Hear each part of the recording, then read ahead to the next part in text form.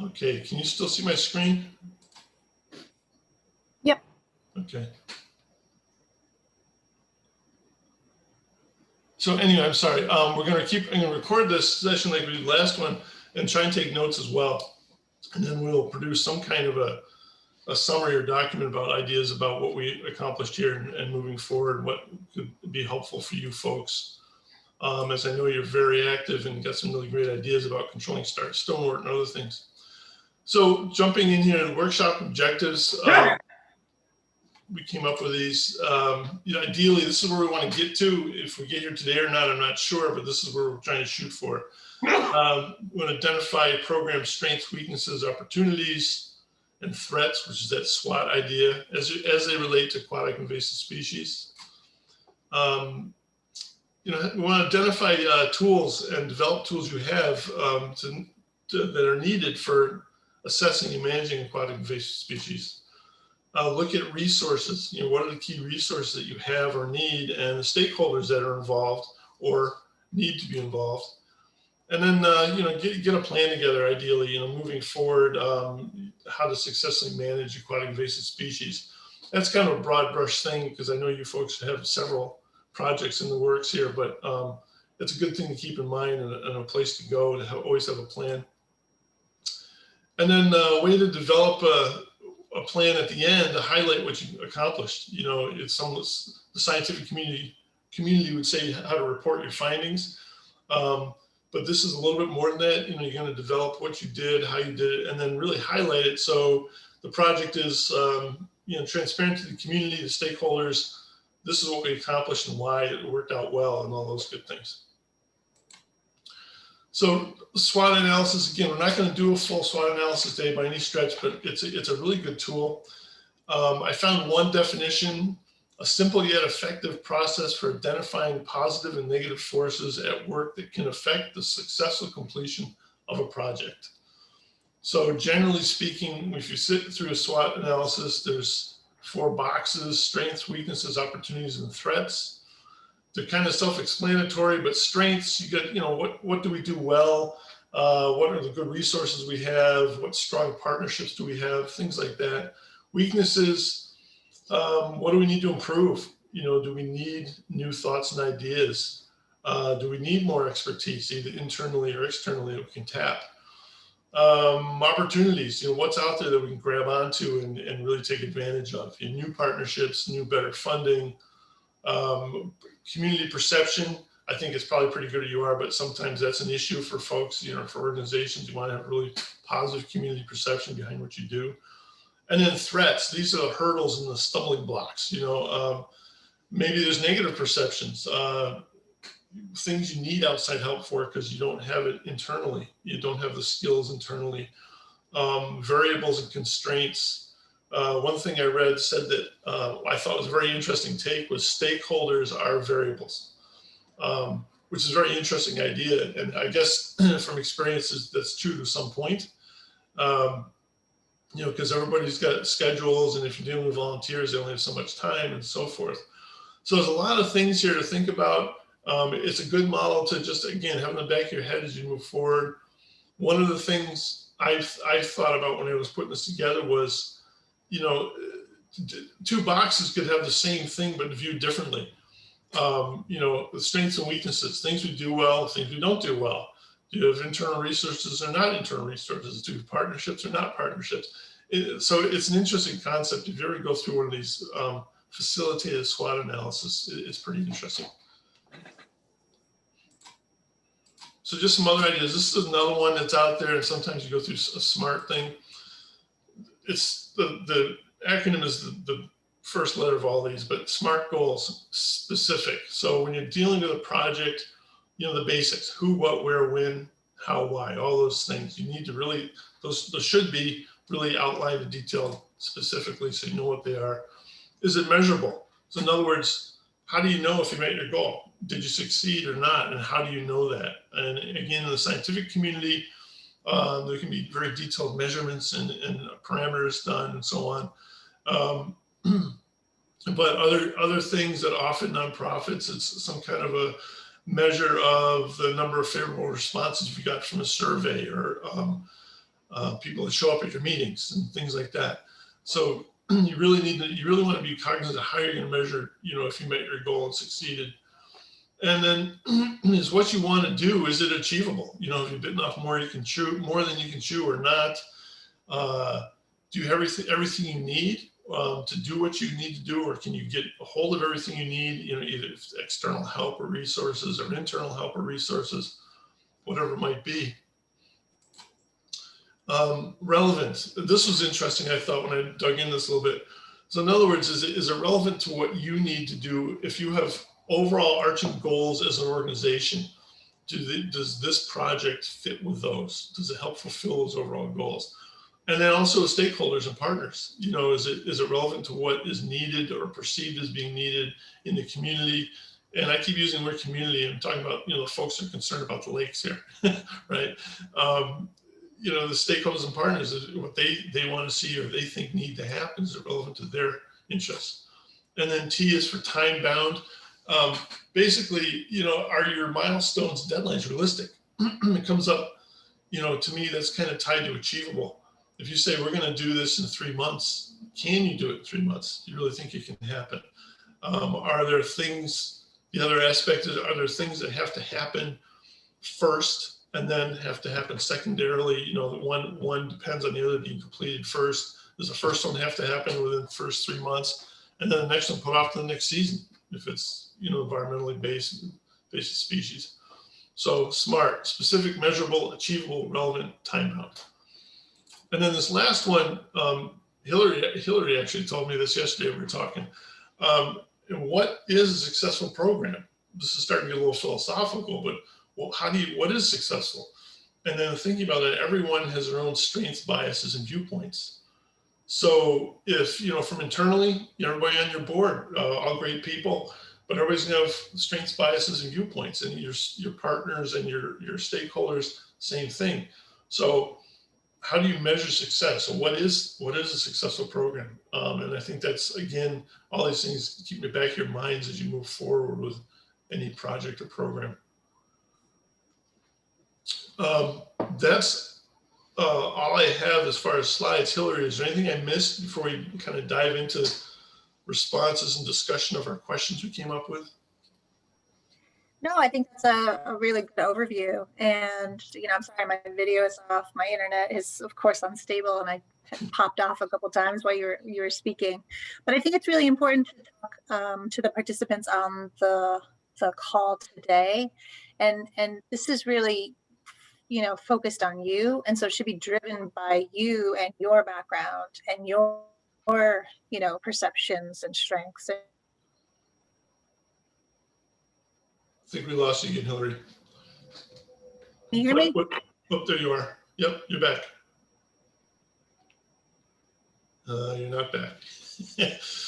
Anyway, she's saying, I think what she's saying is this is, driven by you, what you need, your possessions, and kind of looking inward, both personally and as an organization, is what will drive things forward best with your personnel, if you will, volunteers in your organization. Dave? Yes, sir. This is Dieter Bush. Hi, Dieter. I come with a completely different perspective. I've dealt with exotic species, including zebra mussel and so on Lake A, Lake Ontario. My background is fishery management, and years of it both in the Great Lakes and Atlantic coast. And as such, in fishery management, with years of experience compared to what we have in prevention of exotic species, we have certain tools. So we have size limits, season, all kinds of different tools. And actually, the bottom line is that we don't really manage the resource. And this is applicable to us trying to manage exotic species. We manage human behavior. And that is really the only approach that we have in trying to manage human behavior. And during your previous session, you had a focus on education. That is really going to be the tool, prevention through education. And everything else, once the problem is gotten out of the barn, then it's really much more frustrating. And in most cases, it's impossible to completely eradicate in an introduction. Yes. So like I said, I have a different perspective, and I understand what you're trying to do. And I think what you're trying to do is somewhat logical, because you're dealing with the after effects of the introduction. But the focus really needs to be on modifying human behavior through education. And that is a weakness. That is such a weakness, because everything that we publish should have a line on the bottom that talks about preventing introduction of fish and any kind of exotic material. So that's my 2 cents worth. No, you're absolutely right. I agree completely. You know, education is absolutely critical. You know, as we talk about, as you said, prevention, prevention is all about people, right? Keeping them from clean, dry their boats, don't spread things around and so on. I think you're right on target there. So I'm glad you're here to bring your perspective forward with all this. I think something interesting to add to that, Dave, is recently, like through the Watercraft Steward program, in the last like maybe 2 years or so, the like WISPA group has started working with like a behavioral psychologist and like learning ways that we can incorporate questions and statements into like our Watercraft Steward program to help people, you know, with that behavior change, so that eventually they just know that they're supposed to clean, drain, dry, and we don't constantly have to be telling someone. So we're really working towards that like change in behavior, like a new social norm. Mm-hmm. So yeah, I think that is, you know, coming on the radar of a lot of these programmings now, is that we really have to spend some time looking at behavior change when it comes to invasives. You know. Yes, excellent point. You know, we've seen that too, you know, with our Watershed Watercraft Steward, you know, program. Sam is, you know, they've got some great training for the young college students that are all over the place in the marinas, and it's interesting. You know, there's individual psychology and there's social, you know, what I took in college way back, social psychology and psychology of groups. It all comes into play, you know, and it's so. Those are fantastic points. I mean, that's right on. And yeah, hopefully we will see more of that. I think it's also important to have a baseline of where the lake is, because I think everyone has a different opinion as to what's the most important issue. Do we have, you know, invasive species are everywhere. Well, when we look at the density of rake toss plants on rake tosses, it's actually very low amount of plants depending on the temporal areas, time frame. So, you know, is everyone on this call, do we understand what the species are? Do we understand the infestation of the lake? You know, getting everyone on the same page in terms of that, because some people might think it's everywhere, while other people understand, well, it's in really manageable locations. Now what can we do? So bringing it back to square one, I think, is a really positive step forward.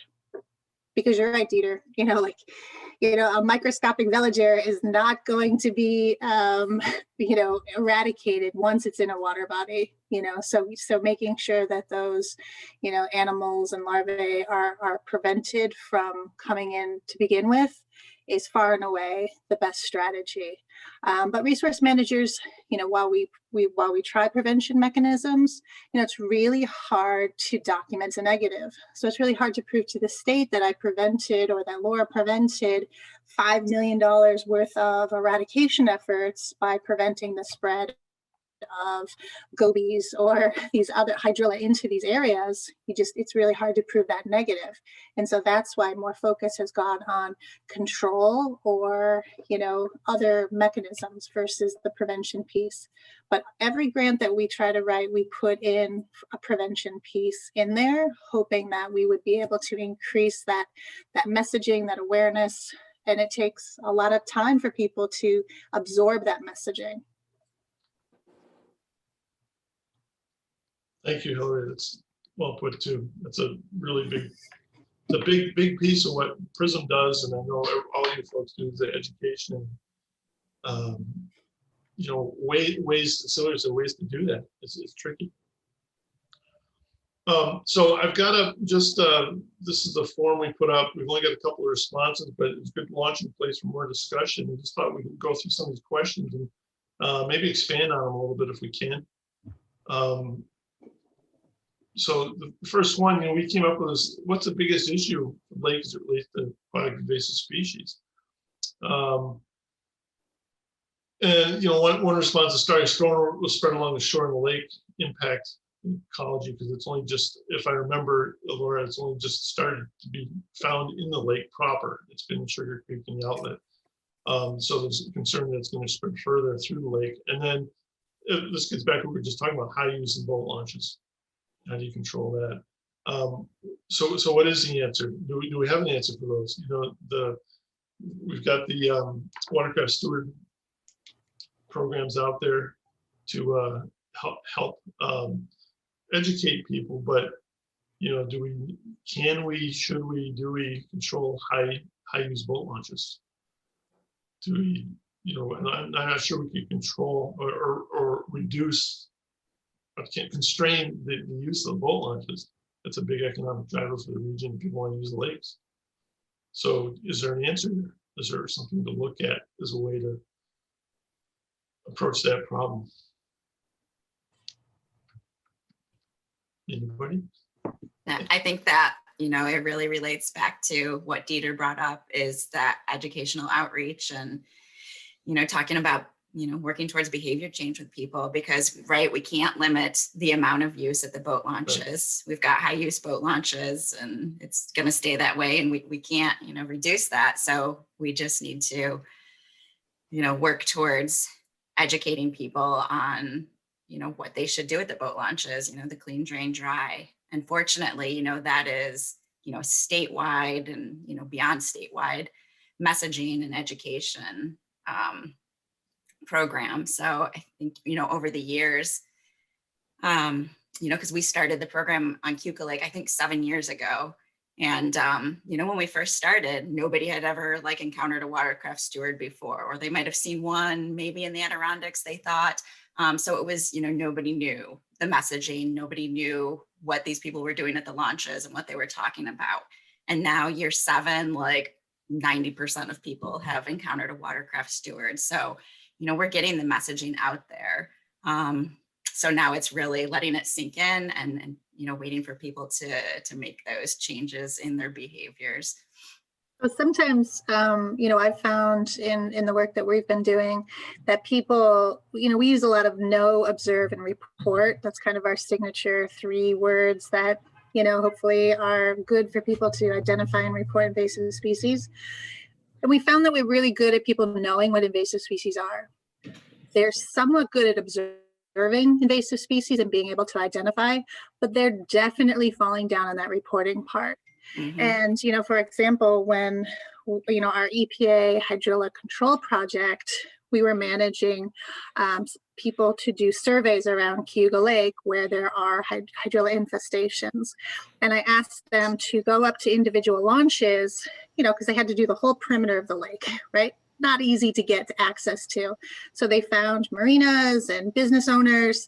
And at one marina, they went and asked if they could launch their kayaks at their marina because they're looking for hydrilla. And the guy said, "Oh yeah, sure. Come on, I've got it right down here."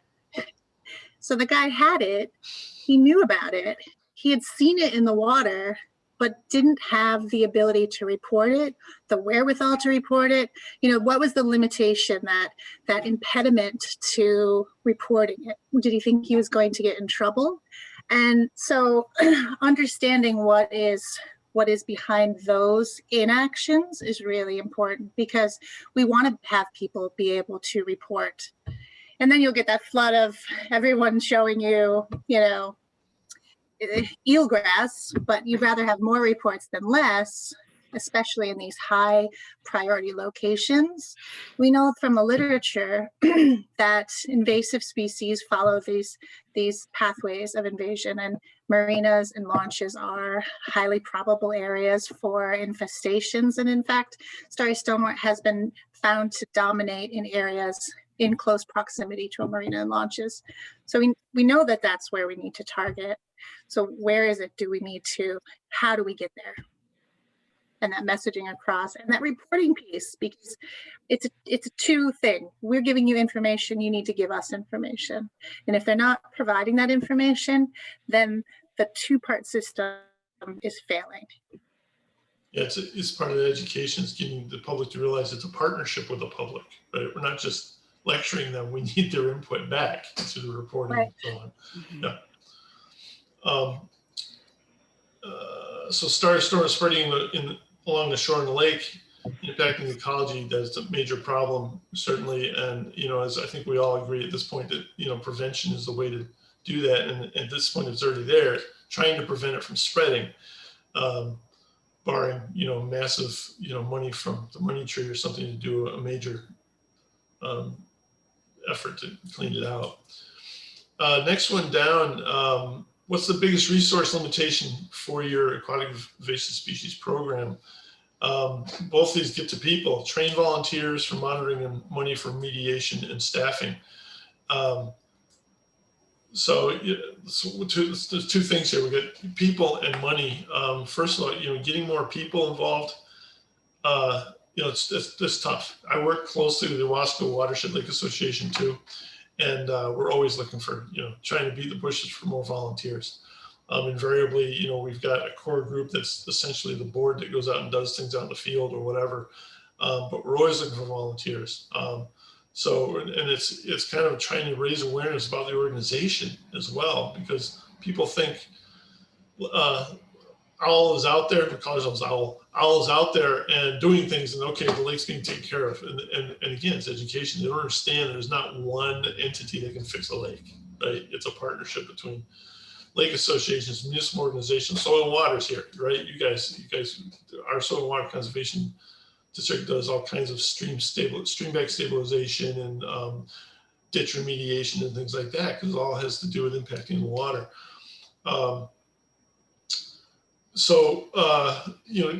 There's a lot of folks out there who always need more, right? I don't know, don't have a silver bullet answer. I don't know if there's any other thoughts about ways to, get more volunteers, get more members in your organizations and get them to work. You can do things like fairs and have, after COVID, we go back to doing tables at fairs and things, and try and drive up interest that way. Others people have mentioned, and we love this too at lake associations, getting students involved. Last session, Nadia presented and talked about the student program she has, and it's really exciting. She gets a lot of students involved in learning about invasive species and the environment and all those things. So any other thoughts out there in the small group about trying to increase staffing and volunteers? Maybe are there other resource limitations? Because these are two, and certainly there may be others. Yeah, I think, can you hear me? Yes. Yeah, I guess I found a camera, so I'm in business. It seems like, in any of these things, it's the same group of volunteers for everything that you do on the lake. The same people who are involved in the water quality monitoring are the same people that are involved in the ham pulls, that are the same people, that are involved in everything. And,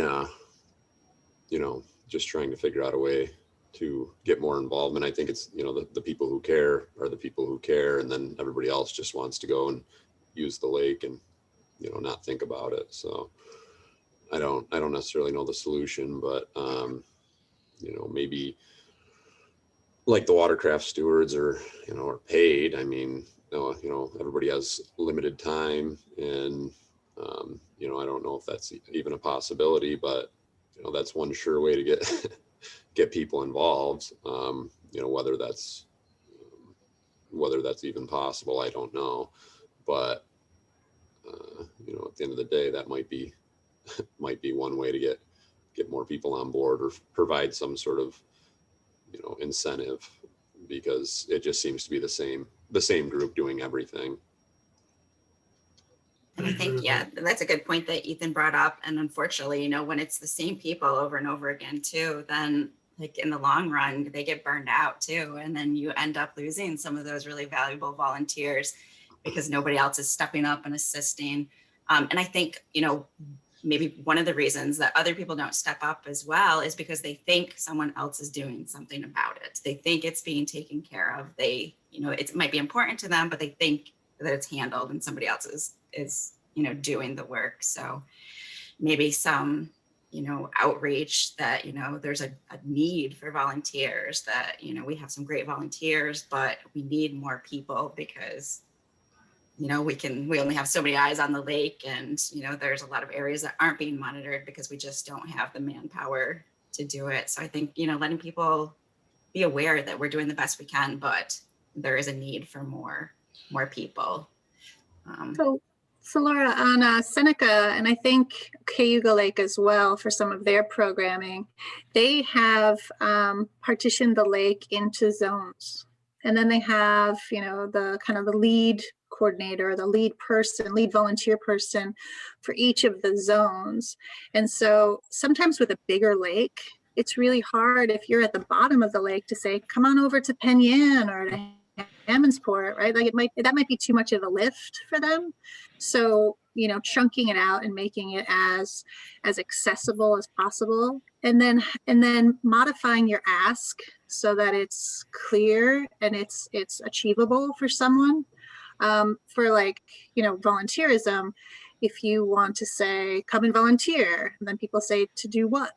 And so making sure that you have, well, if you like surveying, we have this survey opportunity. If you like to review social media, we have this ability to do that. If you know, so having like 3 clear-cut or however many clear-cut defined roles for your volunteers, because not everyone's going to want to pull water chestnut.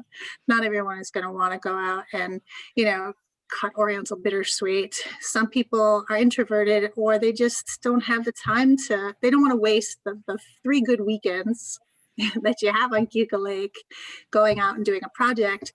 But you know what? I can help write or edit a newsletter. You know, maybe that's something that they can define. So really defining your volunteer role may be a strong benefit for getting more people involved. But then you're having that back to that staffing. Volunteer management is a full-time plus job. So having that ability to have a volunteer manage the volunteers, or dedicated volunteer staff to do that, because it's too big of a role for Laura to do, or Ethan to do on their own. One thing that jump off, another, just an example, the Wasco group, on a couple different projects I can think of, we've divided the lake into zones. This is on a project basis, but for like the Habs project in particular, back in when we first got really involved in it, like 2017, we broke the lake in, like, with DEC's help, because they were involved at that point, but like 25 different zones. And then we could say, okay, we need somebody for, you know, this section only. And it was a little bit more, it was still hard, a little bit more manageable to find people, because now you're down at neighborhood level, basically. So we need somebody to look at that. And it was kind of a way to find people. And we did something similar with, this goes back even before then, we had a thing of, it was kind of a sort of a boots on the ground membership drive. And we kind of broke it into, I think we called them cove captains. And we kind of divided like the northern part of the lake up by the coves there were, and the little neighborhoods around there. And people went out and knocked on doors and hung information leaflets and doorknobs and things like that. But again, it broke it down into something a little bit more manageable chunks. And then we're always telling people, I honestly don't know how successful it's always been, but just what Hillary said is that, say, okay, you know, we need somebody to do this or this, you know, try and what, you know, or even if you want to get involved, tell us what you want to do, you know, what do you want to do, what can you do, you know. So the staffing and things, money for remediation is always hard, you know, funding is always the big issue, right? I don't know the answer to that, other than hopefully, you know, keep going with grants, and after it's COVID passes, money will be more freely available. What about other resource limitations besides, are there other ones besides people, staffing, and money that you might think of right off the top of their heads? I know we asked what the biggest ones were, but maybe there's some other thoughts out there. You know, this could be technical, you know, if you need to do some sampling of the equipment, or, you know, if there's an expertise you don't have, so on and so forth.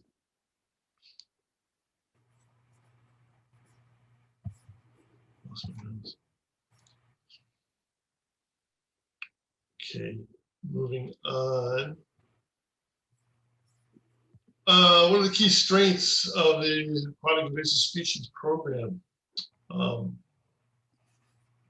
you know, they could be, you know, respected board members, talented group of volunteers, internal. This question is to inside the organization. What are your strengths?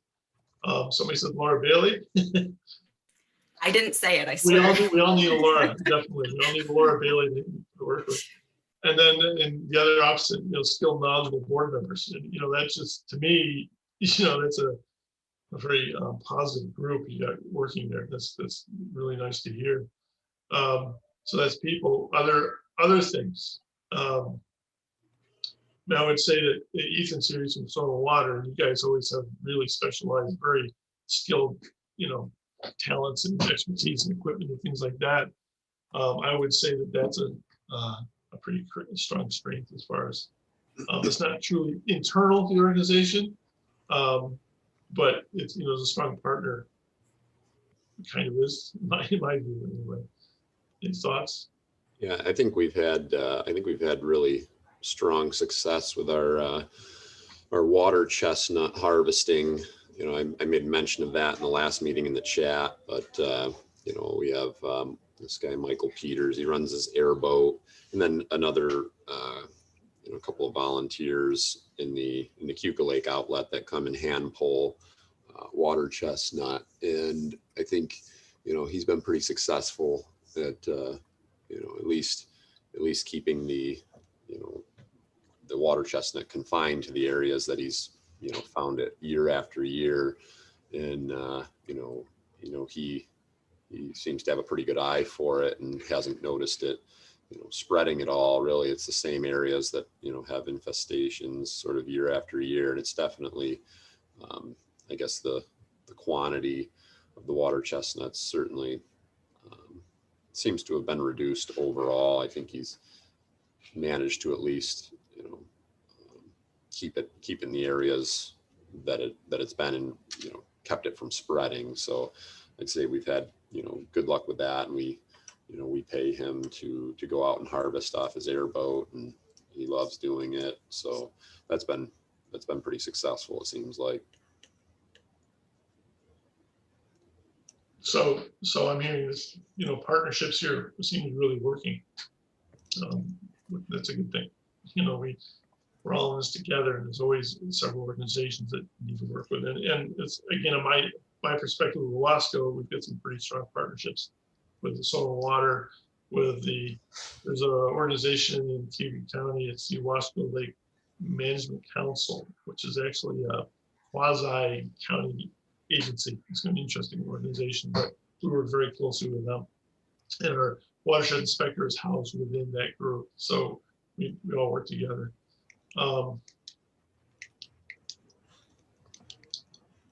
Any other strengths off the top of people's heads here? You know, skilled and knowledgeable board members, you know, I've seen that too. It's amazing when you get people around a table that have come from so many different backgrounds, and how bright skilled people are. They can bring stuff in from areas you'd never dream of. You know, we've got a guy on our board that used to work for NASA. He worked in guidance systems, and he's just an amazing guy. And he's our president right now, Dana Hall. And he just, you know, he looks at things differently that you never think of, and it works well. We have a lot of really good people. So let's go to the other flip side of that coin. What are the weaknesses of the AIS program? This is again internal to the organization, and we just got one answer here. Shortage of volunteers, education and training covers such a large shoreline and watershed. I think we kind of covered that, you know, breaking into pieces, you know, into little bits you can. What's that old silly thing? How do you eat an elephant a bit at a time or something? You know, so breaking parts that you can manage, and then also target what people can or want to do, and spread those things out. You know, you don't want to give somebody a newsletter that doesn't have any background or want to do a newsletter. I don't know, you know, this has got to come from you folks. What other possible weaknesses there might be as far as looking at AIS from internal? Don't want to be airing dirty laundry here, but if you have any thoughts, you know, just keep them out there or keep them in the back of your minds. Opportunities.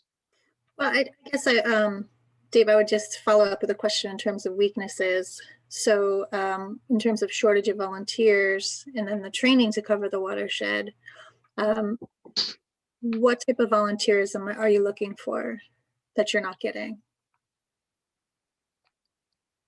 You know, are you looking for people to just spread the word, or are there actual, you know, events that you want them to participate in? Do you want them to throw a rake? It's a pretty broad statement to say shortage of volunteers. And I guess I'm unclear on the volunteer program aspects that you have.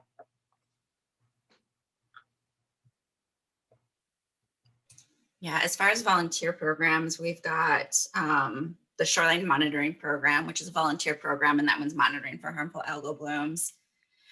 And when we started off the watercraft steward program, we incorporated a lot more volunteers than we do now. We don't really, now that we've got the DEC grant funding, we don't really rely on volunteers for that one.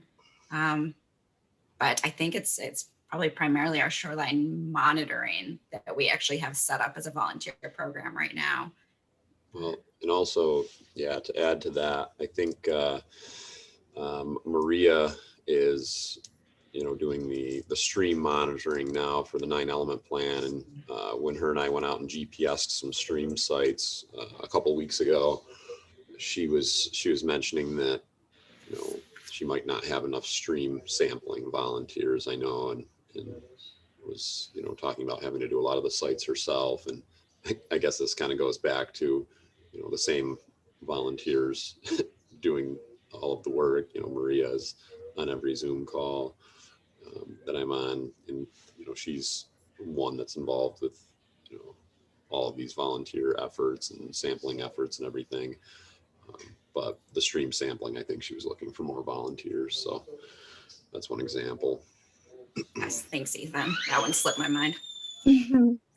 Maybe just as a path forward, maybe the Keuka Lake Association or Soil and Water or CCE, when we look into internships, maybe that is a defined role that, you know, a student or a college student or an internship, because those opportunities don't come along all the time, but when they do, that might be a really good thing to stick in your hat and say, you know, what we really need is a volunteer manager. And with just a little bit of supervision, and, you know, those college students, they've got all the energy in the world, you know, they can really wrangle some volunteers, and you get the right person into that role, they really might be able to reach out to areas that you might not have even, you know, considered previously. So maybe in moving forward in the future, if there's a potential to have an intern do something like that, that would be, you know, a benefit to your group.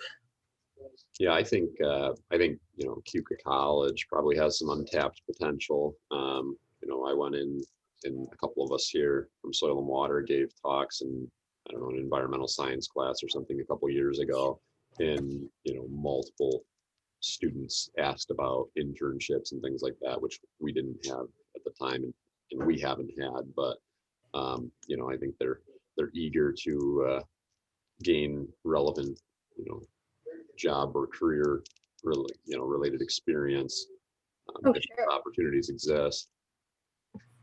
Yeah. So I'm working with a capstone course at RIT, Rochester Institute of Technology. And the focus for the past couple of years has been two-part. So how do you recruit volunteers? And then how do you create sustainability among your volunteer group? So it's one thing to have them come to the table, but if they don't show up the next time, then you've wasted your training.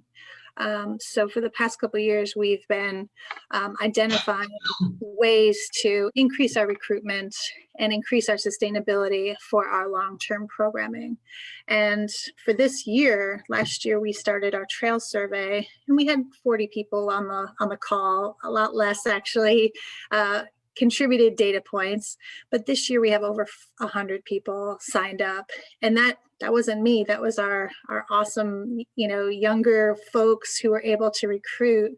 And then similarly for our macrophyte survey, last year our numbers were down because of COVID, I believe, but this year we have over 100 signed up. And I think that was, based on some of the recruitment strategies and sustainability strategies, but then the right person, the right people to drive that forward with some unique recruitment. So, I'm happy to share the reports that, these RIT students provided, or even speak about recruitment and retention, because those are really strong aspects of any volunteer program. And, I've served on multiple boards and done volunteer programming for the past 20 years. So I've got a couple of ideas in my pocket on what has worked for me and what has really failed for me, which is probably more of a learning experience than what's worked. Yeah, Hillary, I think it would be awesome if you don't mind sharing that. I think that would be really helpful. And maybe that's something that, maybe KLA can think about moving forward, is forming kind of like a group to really work on ways to increase volunteer numbers of volunteers and volunteer engagement, because we've got a group that focuses on membership and ways to recruit members to the KLA. Right. So maybe we need to work on a focus group for volunteers. Yeah, it was really important for this group to understand that there's a difference between just recruitment and then the sustainability or the retention, because those really they go hand in hand, but they can't function without each other. I would echo that too. We work so hard at the Wasco group on membership, and some of us have pushed in the past that we need a volunteer coordinator, and it hasn't happened yet, to be honest with you. And I think it'd be very beneficial if we make that happen. Tapping young, energetic people is, boy, that's a good thing. Students are, the few times we have had interns for other things, we've done tremendous projects for us, done really good work. So. And I will just say that students are not the panacea. It does take, a lot of work, and some work out better than others. And, it isn't like, oh, here's a document, fly free. There is a lot of hand holding, and there is a lot of management. So it does take a lot of work on the supervisor's part. But if you can get the right fit, it does really. Yeah, it's good. That's a very good point. I've done a lot of training with interns. It takes a good but the return is good. Once they know what they're doing, they're often running. It's often just fantastic what can get done. And it's neat to see them. This is an aside. It's neat to see them. A couple of them have come back, and I've seen them years after they left. They've done great things and worked with USDS and whatever. It's just kind of neat to see them get a jumping off point from an internship with Oval Lake Association.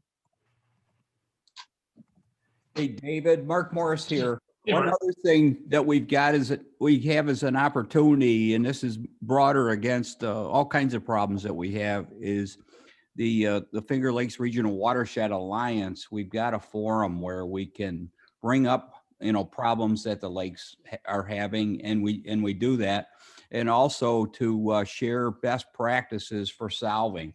And of course, we're looking at this across, all of the various areas.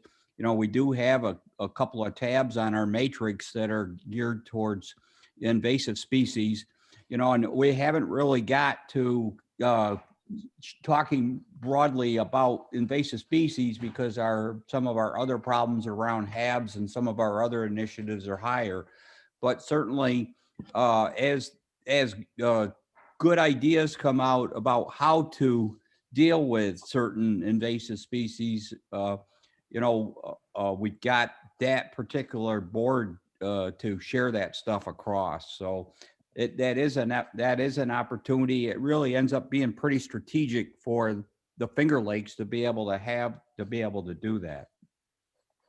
Great point, Mark. I mean, sharing information between all these groups is just critical. You know, this is a greater, excuse me, the Starry Stonewort Collaborative is a Great Lakes Basin kind of thing, but we're trying to share, that's one of our primary things, to share as much information as we can to anybody that needs it, you know, through our website. And then locally, you know, I've worked with Laura, you know, we've connected her with some of our folks in the researchers out in the Midwest and things, and sharing information is, Mark, it's just critical. I mean, absolutely, it's an opportunity. The other one we've got is the NICE-FOLA activities for sharing, and you know, and all the FLI people you're involved in that activity too, as the DEC people and the others. But you know what you brought up, Dave, around, you know, especially when you get into things like invasive species, you know, a lot of the Starry Stonewort opportunities where they've been dealing with them are outside New York State. So having those, you know, a collaborative that's looking like you guys have been looking, I think is really good. Yeah, and you know, with Starry in particular, I mean, there's some invasive species that we know there's methods to eradicate them and do whatever we have to do. And Starry, as we know, there isn't yet. But so there's a lot of research going on. So keeping keeping the new research flowing with those resulting papers and those ideas going is critical. There's a lot of new information coming out all the time. Even what you guys are planning on doing, you know, if the dash works, my limited understanding of what the company that's going to potentially do it, I don't know where you're at in that process, but the integrated lake management folks, they're trying a whole different process with different screens to be able to screen out the bulbils for Starry Stonewort. Well, my understanding, that's an innovation. You know, if they can pull that off, then that's a whole new thing that maybe more people can look at. So yes, tremendous amounts of information out there. I just want to jump in from the RIT group, understanding the motivations for volunteerism. So the RIT group did a IMAP invasives user survey, and they found that in terms of, you know, what did you hope to accomplish, which I would have framed it as, you know, what did you want to get out of it? But combating invasive species was number one, but then serving the community. So having that real piece of intrinsic value that I'm helping out, gaining personal skills and connecting with nature. But then also when you look at what would motivate you to stay involved with a project, regular communication and knowledge of impact. So having that post effect result in for data.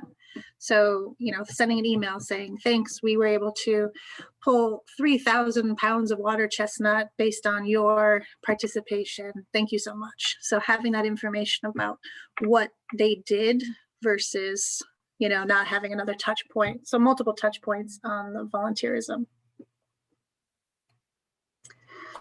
So I just wanted to jump in on that.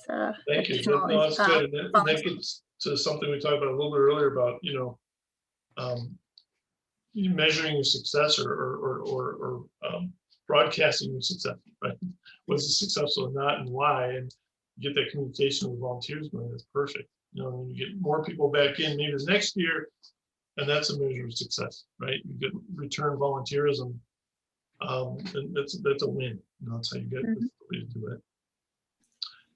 Where are we? Other opportunities. We've done a lot of volunteer stuff. We've got a whole list of organizations there that are if not partners, then they have opportunities for grants and example of fishing tournament, and then grant funds.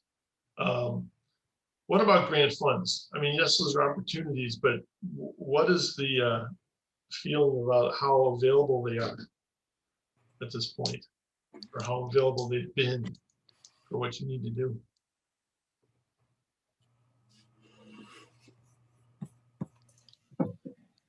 I think when it comes to grant funds, there seem to be, you know, like definitely there's the funds available for the Watercraft Steward program. So there's funding available at kind of the prevention and education level. But I think that we struggle a little bit more when it comes down to like finding funds for control and management activities.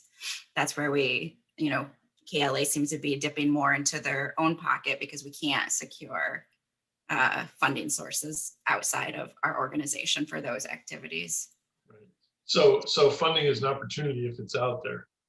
It's, you know, so it's not easily grabbed. I mean, I understand this too. You know, we've done a lot of this stuff, but it's an opportunity. But if it's there, and if you can get a handle on it, and you know, like you're thinking back to some of the earlier things I put up, you know, applying for grants is time consuming.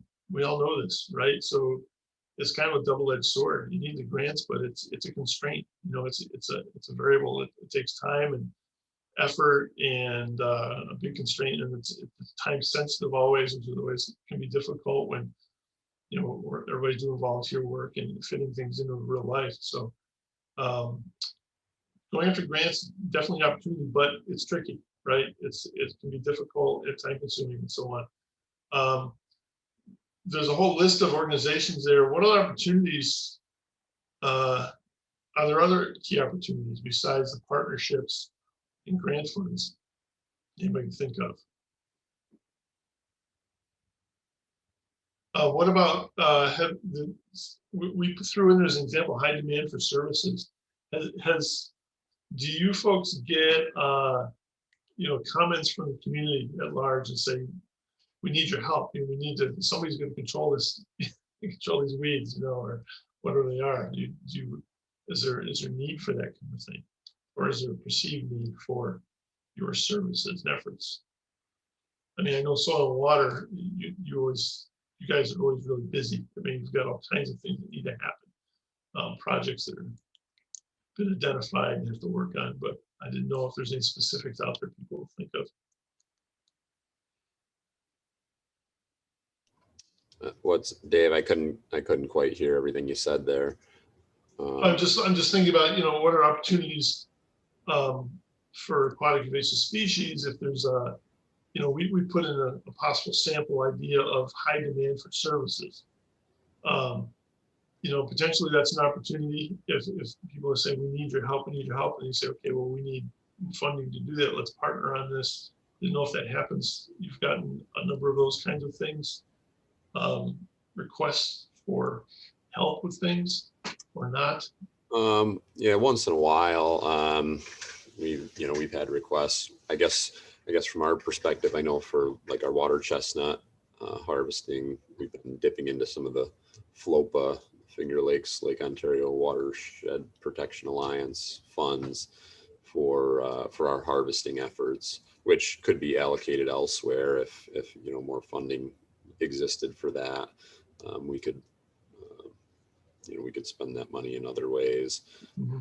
But I wouldn't say we have an overwhelming number of people reaching out in terms of invasives to us. We do you know, outside of the lake, you know, across the watershed, we do pond site visits for, you know, grass carp permits, things like that.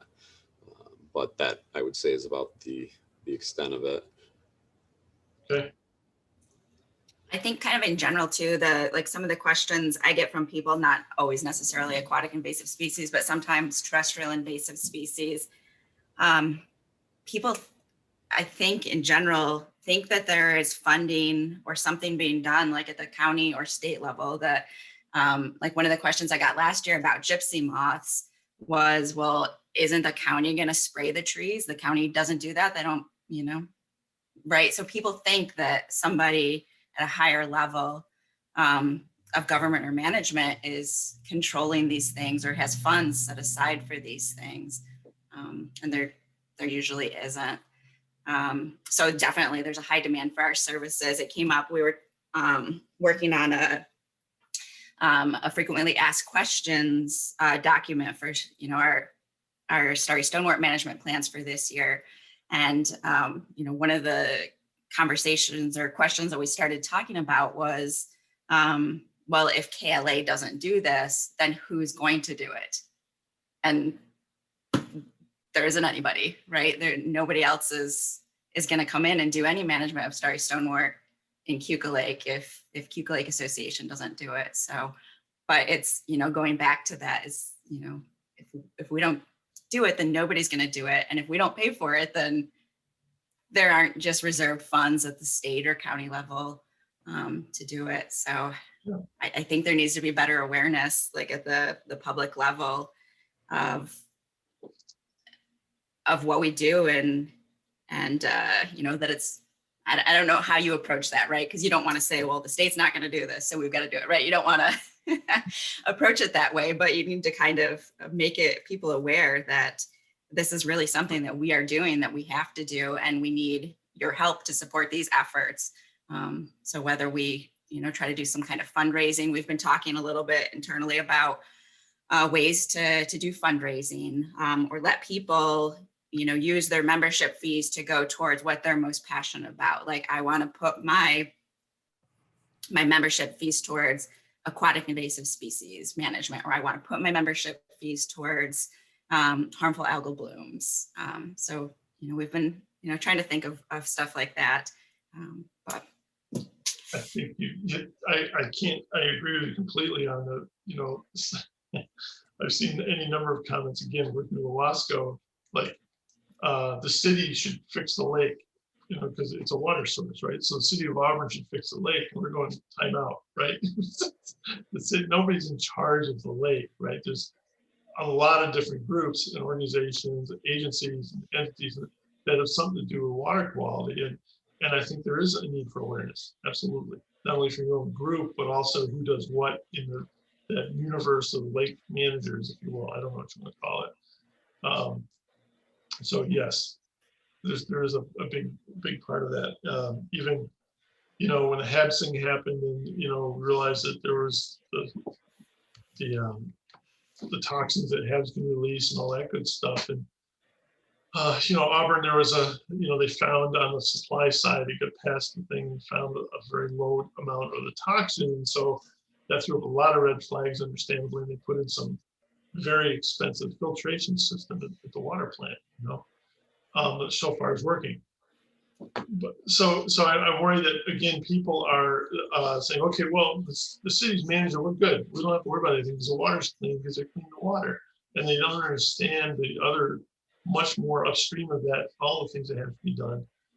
Just because you can drink it, because it's been through filters, doesn't mean the lake is healthy, right?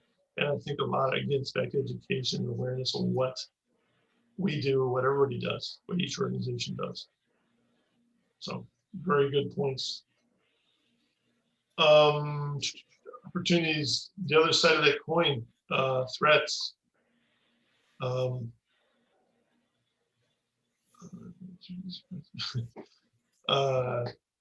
Not sure if you have any threats. We're not granted GRI money because we are considered too small.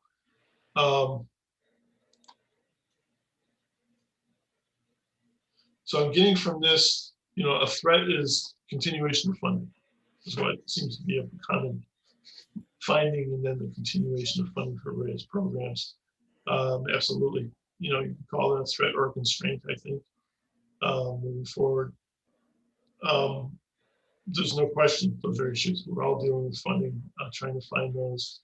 On the flip side of that too, Hillary was just talking about threat, that when you get good, solid volunteer help or interns, you need that retention, you need that sustainability moving forward. And even with people involved in groups that are really active volunteers, Laura, you just mentioned it's the burnout. If the same volunteers doing things over and over and over again, how do you deal with that?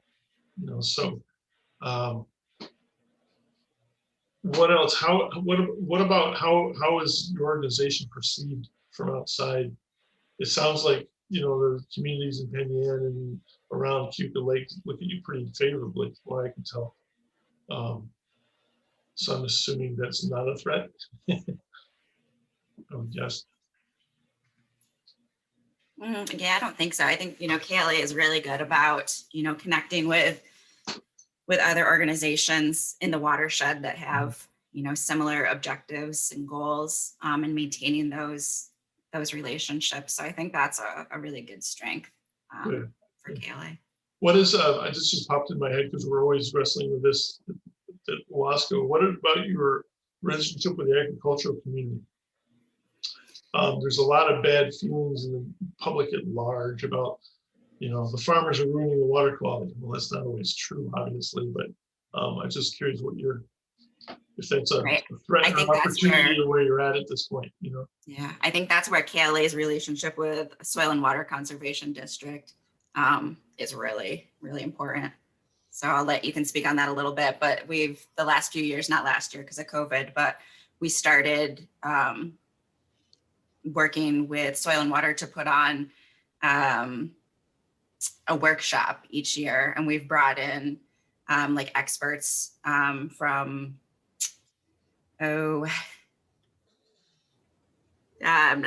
watershed's slipping my mind, in Pennsylvania, but we've brought in experts, to talk about farming, agriculture, how it relates to water quality, harmful algal blooms, different best management practices that they've implemented, and different BMPs that, are going on already in our watershed and on our agricultural community. But I'll let Ethan speak a little bit more. Chesapeake Bay, thank you. There it is. But so I'll let Ethan speak. Yeah, that's when we definitely get, plenty of calls on, people want to call in and ask, what the farmers are doing. And so Tom Eskelson from our office is sort of our ag specialist and the one that, writes and administers, all of our grants. And, that's definitely something we're trying to, a message we're trying to get across that, it's, the farms, it's in their best interest to keep the soil on the landscape and, the nutrients, there's a dollar value attached to those. And, just getting that message across that, no farmer, it's not agronomically, in their best interest to lose the soil or lose their nutrients or anything like that. So, and we like to try and highlight the projects that we're doing to prevent, soil erosion, nutrient loss, off the landscape, things like that. And Tom does a pretty good job of that. Like Laura pointed out, our workshops have been, well attended and have been pretty successful, I think, in getting that message across, but not always necessarily to the general public. And, we've talked about recently, maybe trying to expand our social media reach or something along those lines, just to try and highlight, some of the projects that we're doing and, get that message across, that because everybody wants to know, what's being done about it. And I don't think, a lot of people are really aware of all the dollars and the projects that are going on in the watershed. And so I guess that's sort of where we're at from our perspective on that. Tom, administers hundreds of thousands, if not, millions of dollars annually in projects. And I think just getting that out to the public is probably something that, we could emphasize a little more even moving forward. I think Ethan you brought up a really good point there, right? Like we were getting the education out there through the workshops and stuff, but it's like we're, sometimes preaching to the choir, right? We're talking to the people that are already kind of aware of this or already doing something, or we're talking to the farmers, but we're, not sharing that information of what the farmers are doing, what the farmers are learning and implementing with the community. So then the community doesn't know what the farmers are doing and therefore still pointing the finger because they don't know what is being implemented. So I think we need to find ways to share what's going on with the general public. Yeah, I don't know how many times, on just different site visits, just doing, say, septic inspections or things like that around the lake, I hear people say that the grape farmers are, killing all the fish. They have been for, 30 years, and it's all the pesticides. And there's just these like rumors that circulate, and, you know, they don't have anything to back them, but, you know, it's what, you know, my grandpa said 30 years ago. So now that's got to be what it is. And, we see the same thing in Wasco. We've managed to forge a couple of relationships with some medium to large farmers out here, and they're wonderful. These guys are, Dirk Young is one of them out here. We've done, you know, like, he's completely open to help let us get on his property. And we did a pilot thing of sampling above stream of his main farmyard and below stream, above and below, to look at differences and things like that. These were very helpful. There's a couple other farmers we work with very, very closely now, and it's really great. You know, one of our board members has got a real small to medium-sized farm. He's on our board. So we're seeking these people out, and they want to help too. You know, most farmers, not to tell you this, right? They know you have to take care of the environment. You know, this is all part of what they do, take care of the land.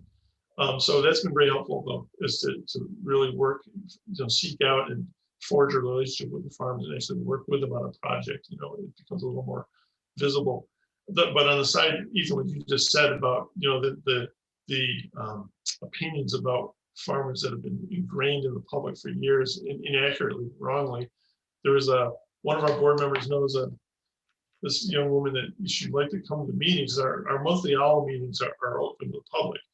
And we would love to get more than we do. And she doesn't want to come because she's scared. She works on a farm, and she's worried that the public is going to attack her somehow, and you know, cause, you know, a problem for their opinions or whatever. And we're just like going, it's just horrible that opinion's out there. She's that worried about coming. So it's just, you know, Ethan, what you said is really true. There's a lot of bad feelings out there, and we're trying to change that. But anyway, that would be my suggestion. If you can find a couple people in the ag world and work with them directly, get involved in projects, it helps a little bit with visibility and understanding that, you know, it's a bigger problem. Water quality lake's a bigger problem than ag community, for sure. Yeah, I think also, I mean, we've had, I think every year better and better participation in like no-till farming and, you know, cover crops and things over the winter.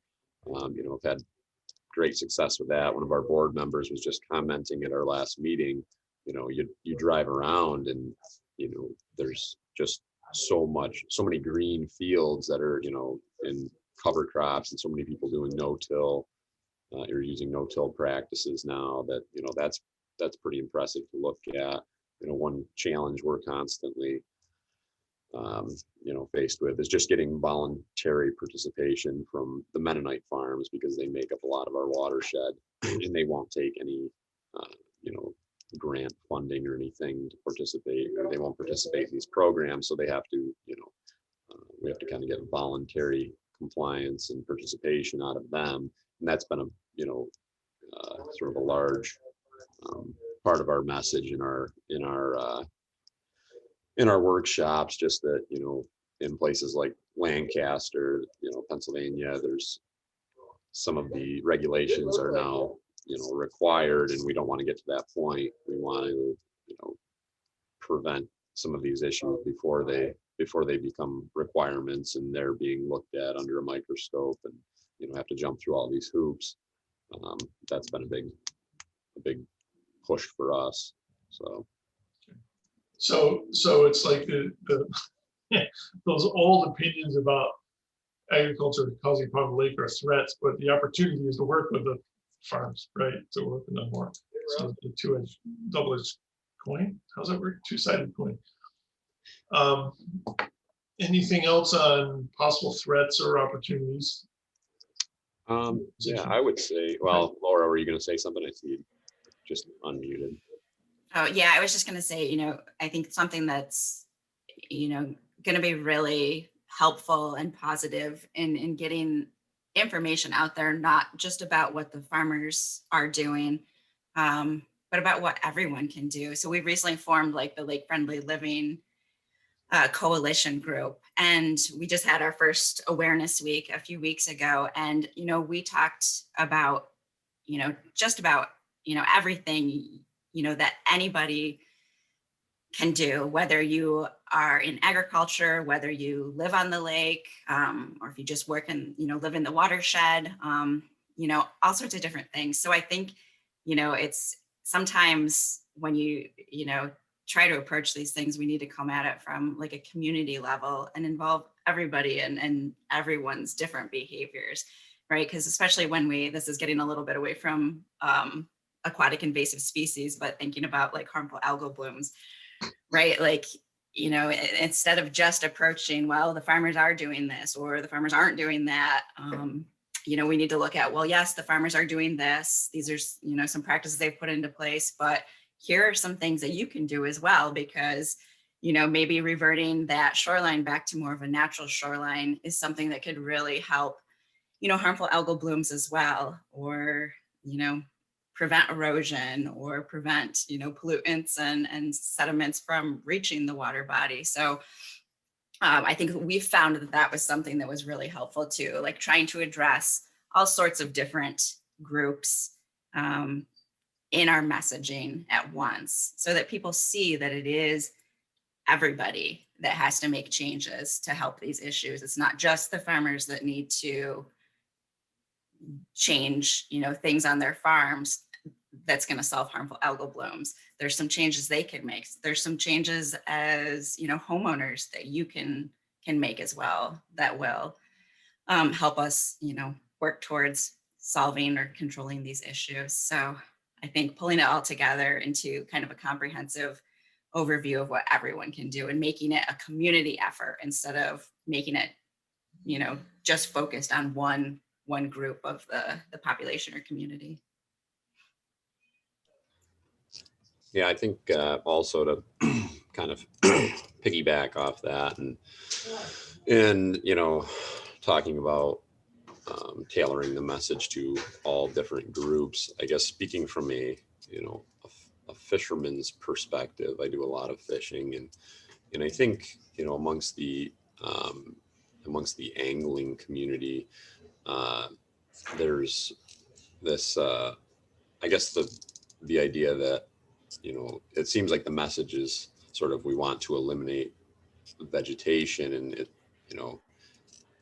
they get upset about that or don't want to, or it's not well received because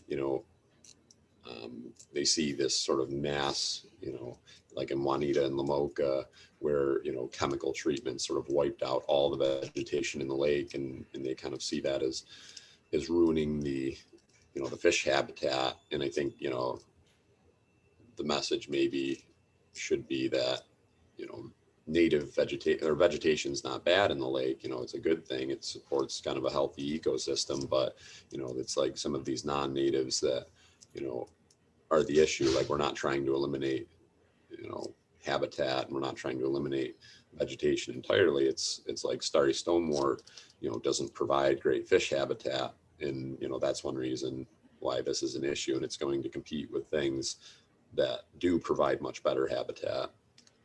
And so I don't know if some of the messaging is well received in that regard. Well, I asked Kate Monticelli if she could share her rake toss densities and frequencies of native and invasive species. And I don't know if Dave, if you could let me share a screen, but the the dominant species are native. Like the let me just share my screen here if I can. Okay. I mean, American eelgrass is the most frequently observed species, followed by southern naiad, alodia. Let's see if you can see those. So, we really are seeing natives in these rake tosses. We are looking at doing another sample tool, which may tease out a little bit more of the frequencies and densities. But, when we look at just the lake proper, we're looking at natives. And then if you look at it by, let's see if I can move it down to depth here. So you're looking at, some of these organisms. This is a rake toss dominant species by depth. And just from the sampling that I've done, you realize that Keuka gets really, really deep, really quickly in a lot of places. So where are you going to find the most dominant species? It looks like this 3 to 6 meters is going to be, your dominant area. So I'm not sure if that is something that can be communicated with your folks, that, you're not an invaded lake. And so that you are being invaded by Starry Stonewort, but you're not Honeoye, you're not Canisius, you're not Winita and Lamoka, which are far shallower. And so you would expect that they would have more vegetation. But maybe this is another, you can also reframe this message to say, we aren't highly invaded like other lakes. And so let's keep it that way. And that's why we need your help to reduce the spread and impact of invasive species. Yeah, I think, one other thing is a lot of the fishermen, they circulate, across all of the Finger Lakes. Very few of them fish just one place. And, they look at places like, say, Honeoye, and, I don't know many of them that are large fans of, the weed harvesting program over there. And, unfortunately, and I don't know, the exact cause, the fishing in somewhere like Honeoye has gone, certainly gone downhill in the last, 5 to 10 years, just looking at, say, tournament results, the overall, weight and quality of fish has just gone down the tubes. And, a lot of people like to blame that on the harvesting, whether that's the case or not. And, so I guess there's this, I don't know if it's like a distrust in the organizations that are administering these programs and the harvesting, and they just kind of, get sort of turned off to any of these efforts as a result of that. And I've heard the same thing. I don't fish in Juanita and Lamoka, but I know they were, had underwent chemical treatments years ago, and everybody said, oh well, then following that the fishing went way downhill. And so I don't know what to make of it, but I know that's going to be a challenge, for sure. And anytime you inject yourself into a system that is working, and then there's a change coming out of it, regardless of whether that was an impact or not, you're setting yourself up for blame. I know Juanita and Lamoka was nuked.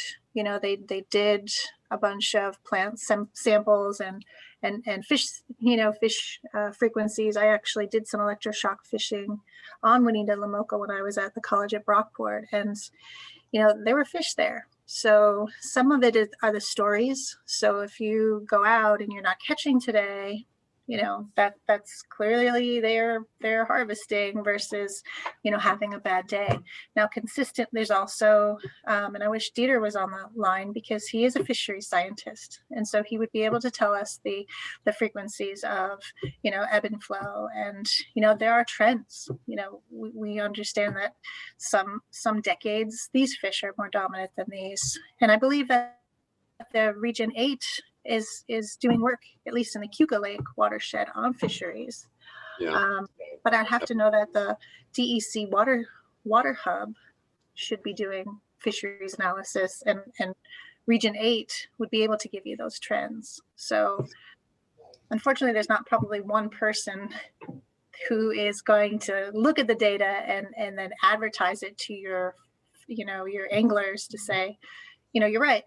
The fishing has decreased, your catch per unit effort has reduced, your yield, total density, or weight is reduced in this decade, and here are some possible explanations for it. But maybe that's something that DEC should be providing that information. Yeah.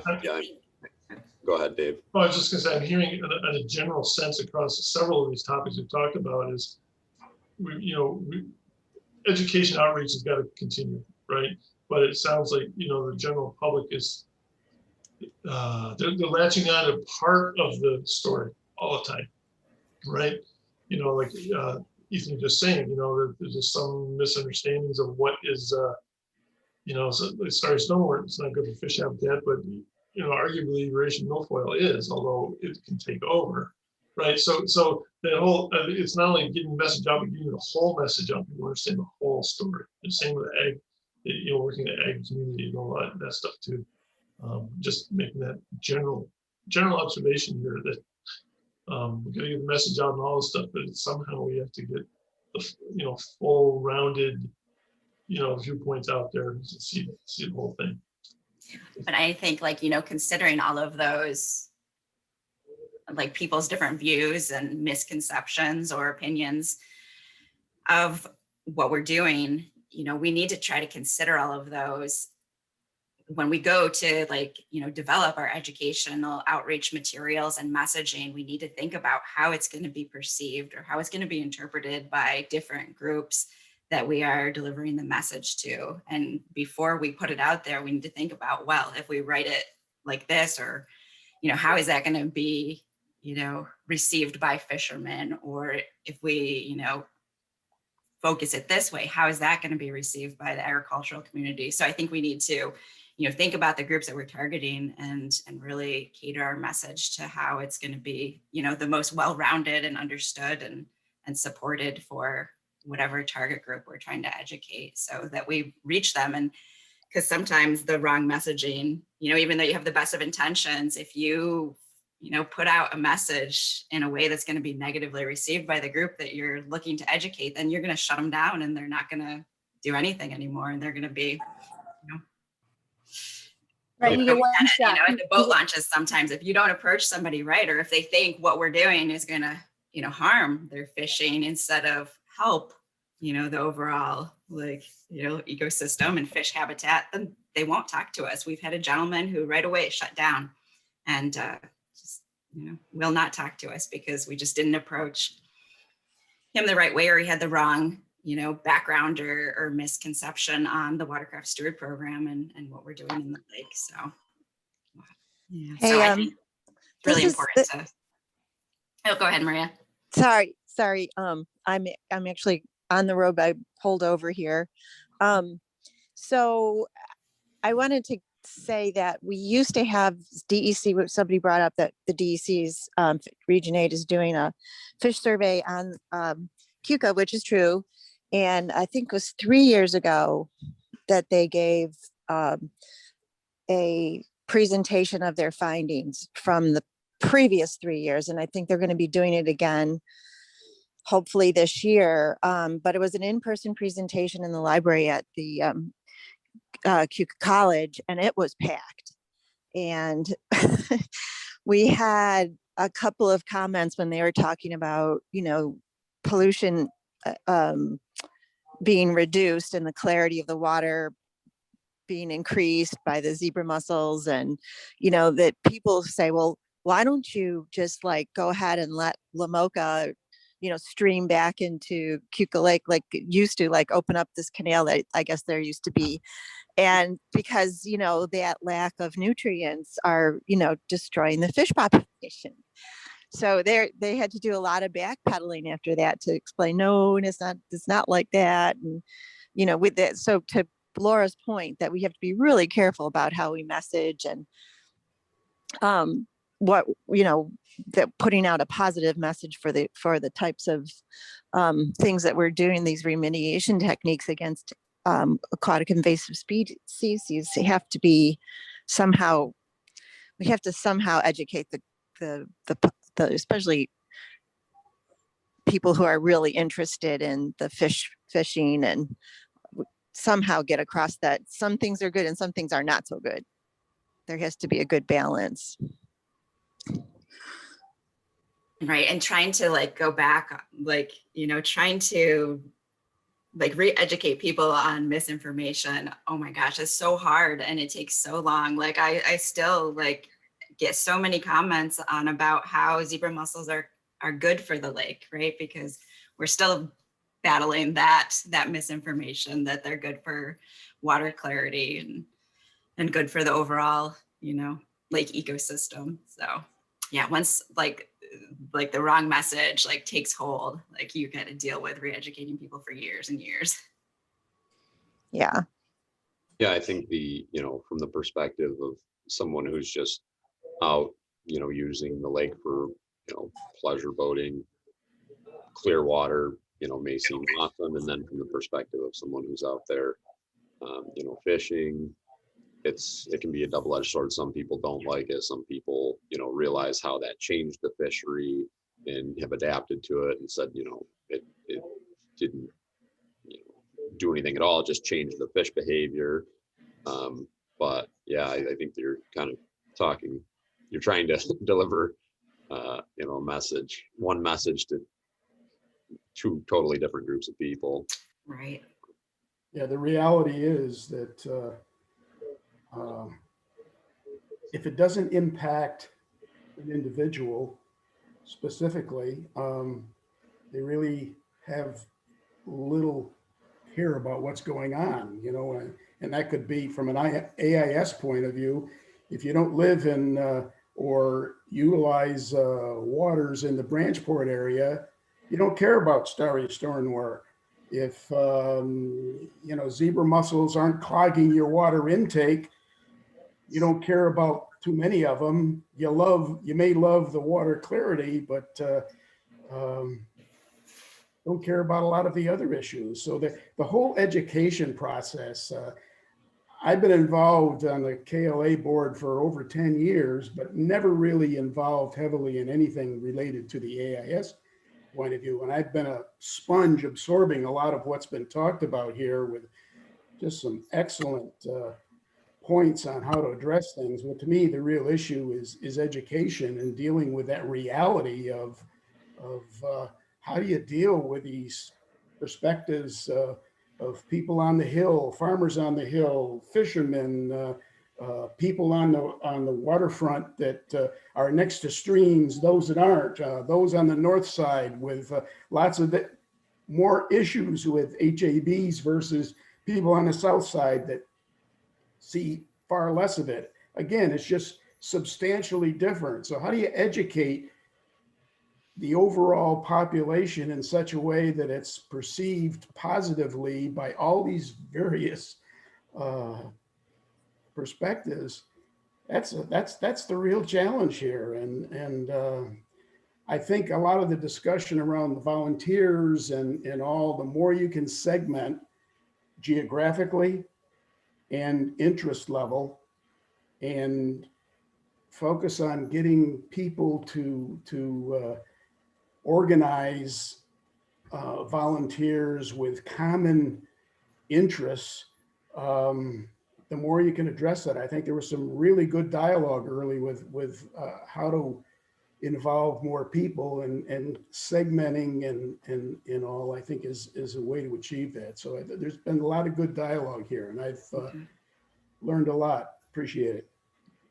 Wayne, I think you're right on target. Again, my experiences, in the City of Auburn, they turn on the tap, the water comes out, the city cleans the water as needed, right? And not everybody there cares about the watershed in the lake, right? Because the city's cleaning my water, what do I care, right? Unless if they're boaters or fishing people or whatever, that's a different, And again, somebody that's way up in the hills in the watershed, maybe they don't care so much about boating and whatever, they don't drink the water on a well.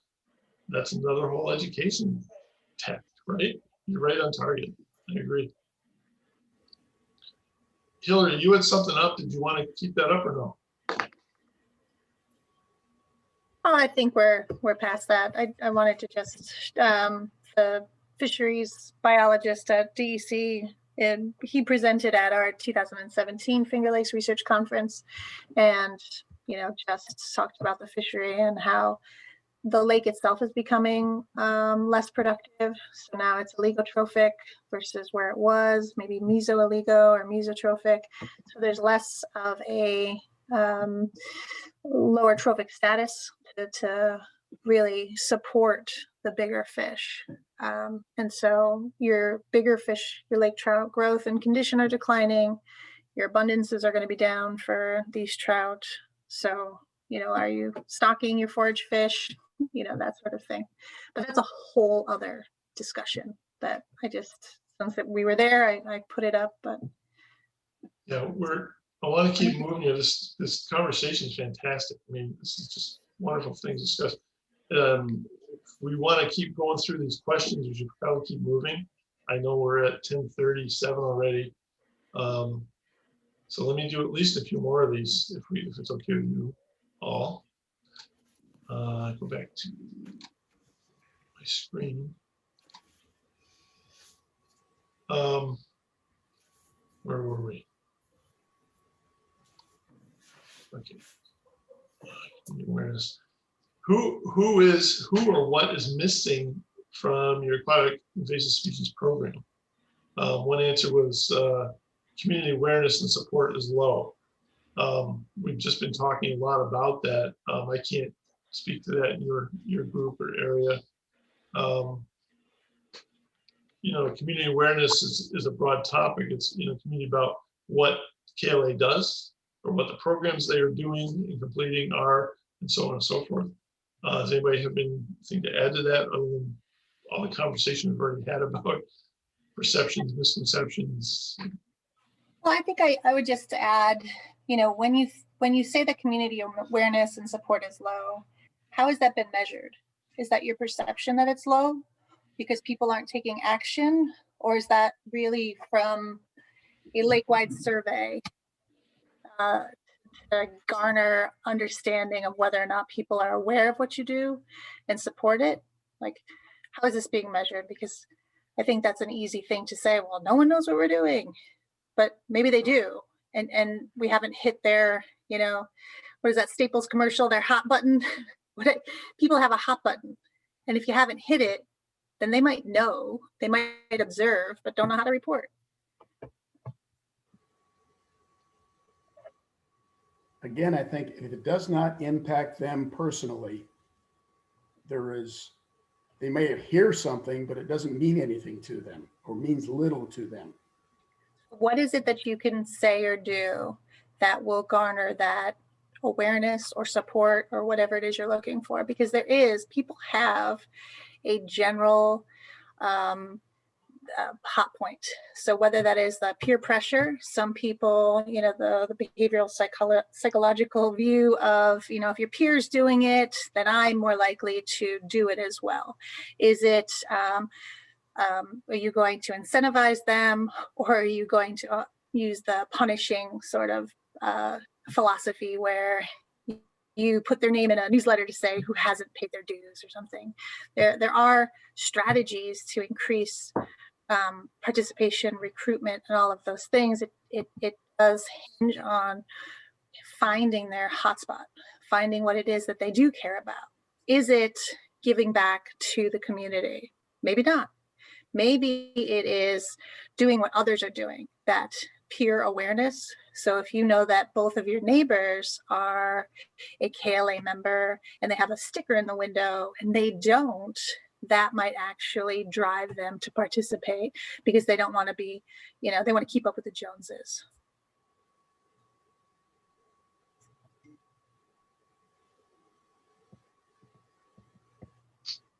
Yeah, I don't want to go on too much. I mean, there's a lot of background that you could talk about, and yeah, we could have a session on each one of these questions, pretty much. Oh yeah, for sure.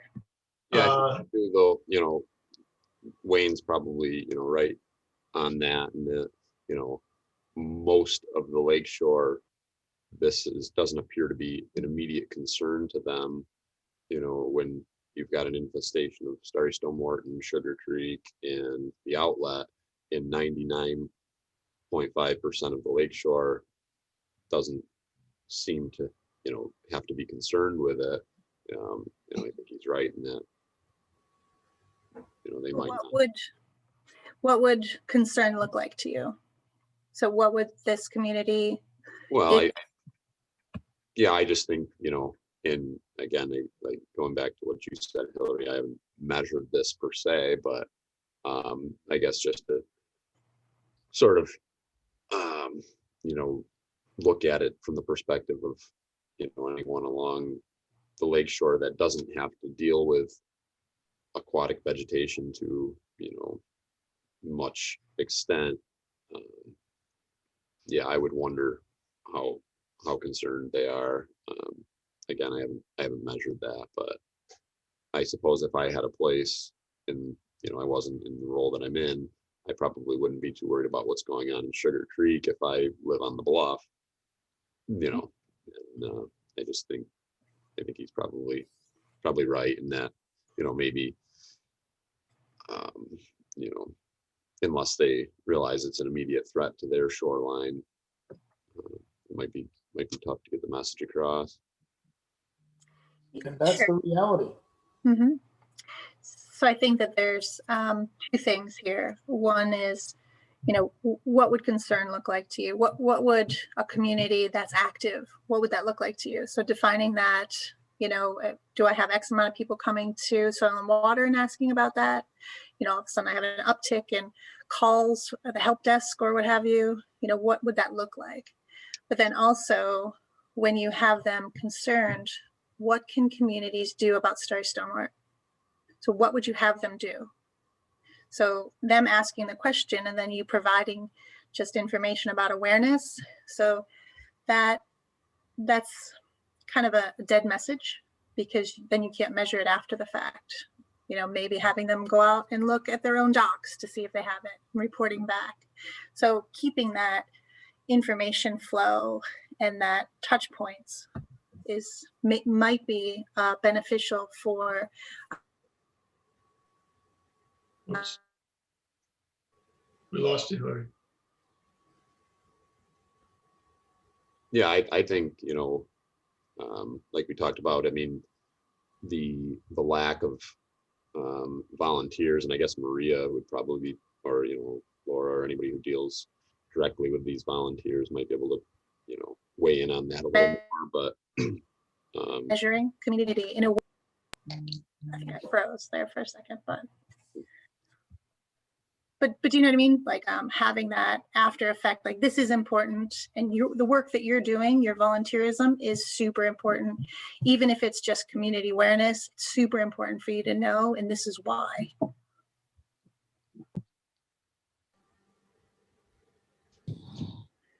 Yeah, thanks. What happens on Keuka, at least, is that certain people, a lot of people do, you know, they'll step up, they'll do the work, and they'll keep on doing it. But we can't expand on that. Like the same people keep doing it all the time. So that's what, you know, people are dedicated and they're great, and you know, they do it, you know, serve us. But then I can't seem to expand that pool of people. So it's a hard lift for sure. I understand. Yeah. And previously, we, you know, this discussion, we did talk about maybe some strategies to increase, you know, starting with community awareness, and then how you can help us, and then, you know, the touch points after the fact. Fortunately or unfortunately, volunteerism and programming is, there's a lot of work involved, and there's almost more required after the volunteer has done the work than there is in the forefront. Following up, you know, can I answer any questions? Or thank you so much. Keuka Lake is a better place because you showed up. And so making people feel like what you're doing is the most important thing that we could possibly ever do. And we appreciate it so much. I think what can aid that is when people are doing things, whether it's shoreline water sampling or whatever, if you can provide quick feedback on impact.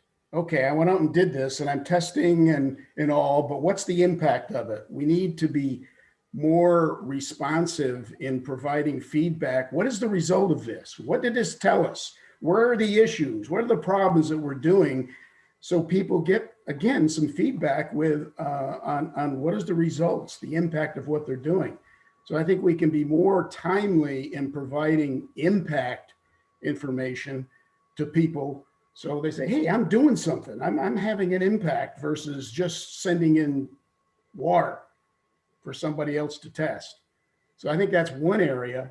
The other is the whole geographic segmenting of things, and whether it's a combination of geography and other things to have common interests of certain localities. One size does not fit all. We've talked a lot about that. So the more we can formulate groups of things for different perspectives, I think the more we can increase people volunteering and getting involved, because it's something that has been an impact to them. You're absolutely right, Wayne. I think that's a really well said and a really good point. Sometimes I know from my own programming, I get really heavy into all the work that I'm doing, and I just want to go and just get out there and do it all. But sometimes I have to take a pause and do less in my day or my time frame so that I can spend more time on thanking the volunteers after the fact or going back out after the fact. So if you actually do less and try to engage your volunteers more, sometimes that's a bigger impact than if you do a million things, for a week period. I know for our water chestnut polls, I recruit and I recruit and I recruit and I spend, so many days on the water, but then after the fact, I have to write up that data. I have to write up a huge response and and here's when we're going to be moving forward. If you'd like to become a volunteer on our list, here we are. So making sure to save yourself and have a little time for that after the fact. I think it doesn't make sense. It's counterintuitive, but it really is a benefit on the volunteer side.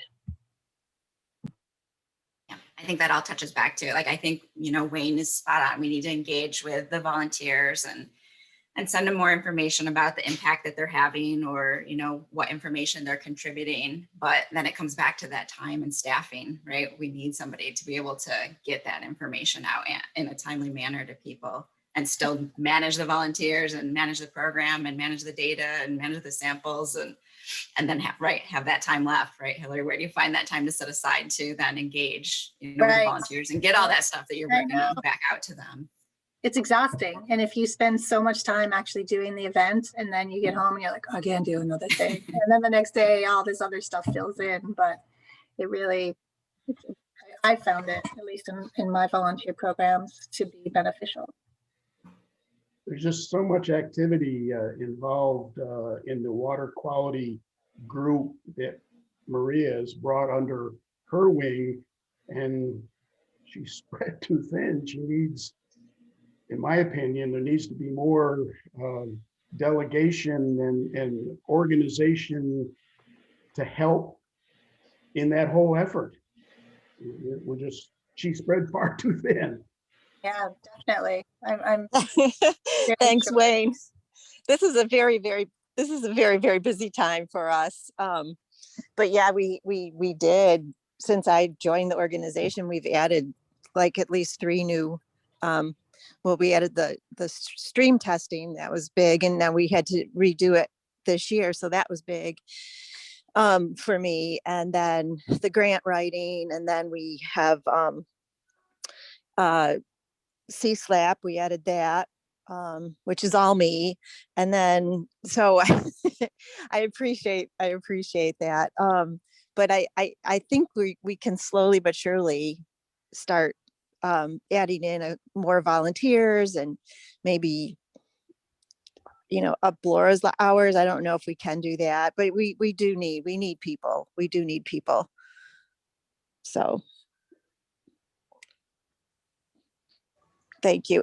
And I have to say, I have to go to another meeting. I have to go to that PAC meeting for the 9E plan. So thanks, everybody. And I look forward to what the results of this will be. So thank you. Thank you, Maria, for pulling over the side of the road to join us. Speaking of being stretched too thin.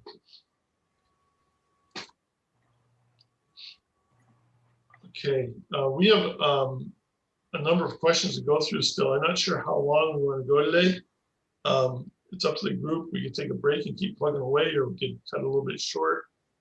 Hillary, what do you think is the best approach here? So I think we've had a really robust discussion here. I think that right now we're getting down to really minutia in terms of the programs. I think that we've really highlighted, the larger pieces, I think, of programming. And this is not specific to Keuka Lake. This is all volunteerism. This is all programming. Sometimes it's counterintuitive to do less and then have more. So I think that it might be good to, have Ethan, Wayne, and Laura, kind of provide some summary, remarks. But I think that, pulling this forward more will just be more of the same. So I think that we can write up and provide like a little report. How does that sound? Yeah, that sounds good to me. Yeah, this has really been excellent. There's obviously some primary themes that run through everything, which is great. It's where you need to know and go. So, do any of you have any, as you said, any last overall thoughts to tie this up? Things we've missed? Is there anything we haven't talked about you want to touch on quickly, or just expand further on any of the last thinking? No, everybody's head. No, I think that this was great. I think this really helped us kind of hone in on some areas that we can focus on some more and different ways to, approach those areas. So it's been really helpful. So yeah, I think definitely Ethan and I usually attend the water quality committee meetings. So, and I usually attend the KLA board meetings, so we can start bringing up some of the information that we discussed. Wonderful. Share that with the group. Yeah. Cool. And we will be writing something up here to reflect these comments today, and the few comments we got on the form we did, and we'll come up with something, circulate that to you all. Ethan, thank you very much for your input. Wayne, thank you. Yeah, thanks for hosting. Great comments. Thank you. Thanks, Laura. Yeah. Thanks, everyone. Thank you, Laura. All right, we'll be in touch. Thank you much. Have a great day. Enjoy this weather. You too. Bye-bye.